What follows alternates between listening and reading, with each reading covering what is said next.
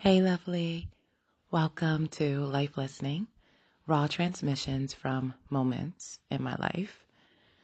Um, I'm your hostess or your space holder for now, Asha Tanae, and I was going through my morning rituals when it dawned on me that there are at least 100 ways to pray.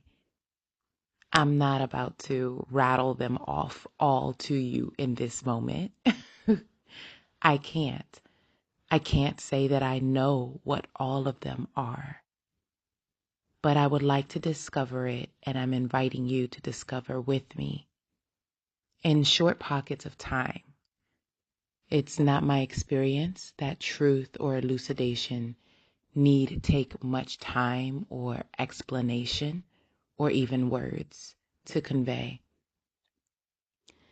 But I often have been in a space where prayer was difficult, where it felt where my words felt forced and the presence felt far. And the feeling of that post-communicative feeling just was absent. It felt as though I had just said a bunch of words that meant and did nothing. And even though I know that's not true, I know that's just not how the physics of life was designed by the great mind. Like, our words have the power of life and death. They create and they destroy. They are not neutral. I know this. I couldn't feel it. So this first form of prayer is feeling into what's there. And I say what's there because in my life, I've often thought of God as some entity far away. In my tradition, I was taught God is far, God is in the sky, God is a man. And as I grow in deeper communion with the all that is, which is my name for the divine, as I grow into a deeper communion with the all, even as I honor and pay homage and feel so much kinship to my Christian faith, to certain aspects of it, I really, really resonate with Jesus's words, the kingdom of heaven is near. The kingdom of heaven is within. And within is also a whole bunch of other things, other feelings, other thoughts, other experiences. And so sometimes when I can't find the words and I'm trying to use the words to escape what's happening within,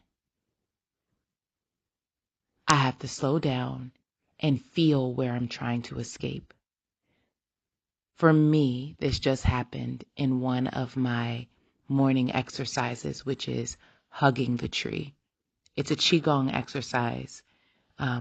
You can do it with an actual tree, or, which I highly recommend if you have that accessible, or you can just stand feet, shoulder, hip distance apart and resting so that it feels like the arches of your feet are growing roots in the ground and your weight is evenly distributed between the balls, the four corners of your feet, the balls, two corners, and the heels, the two corners of the heels.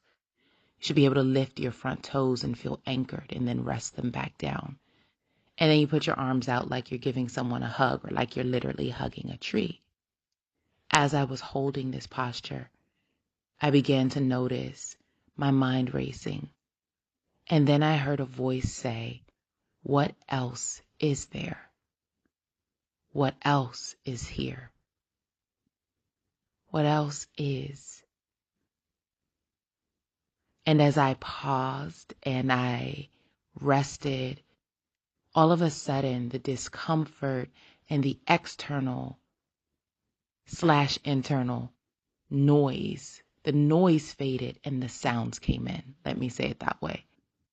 The noise of my thoughts of the day, of the new gig I started that I'm not passionate about, the how am I going to get out of this today kind of vibe faded. I could hear the birds singing. I could distinguish which ones were the swallows that are probably nesting on my front porch right now versus the other birds. I felt my hips, my pelvic rotation was more towards the back or posterior, so I tilted my pelvis and activated my core. As I did that, I felt my back being supported.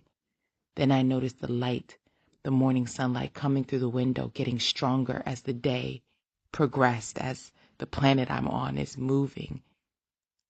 I felt my body becoming warmer. I felt my shoulders soften and relax. And it was just this moment of like, what is here? What is here?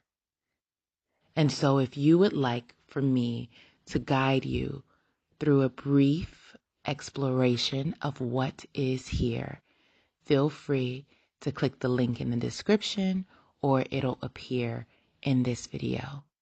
Thank you for listening and stay present. Peace.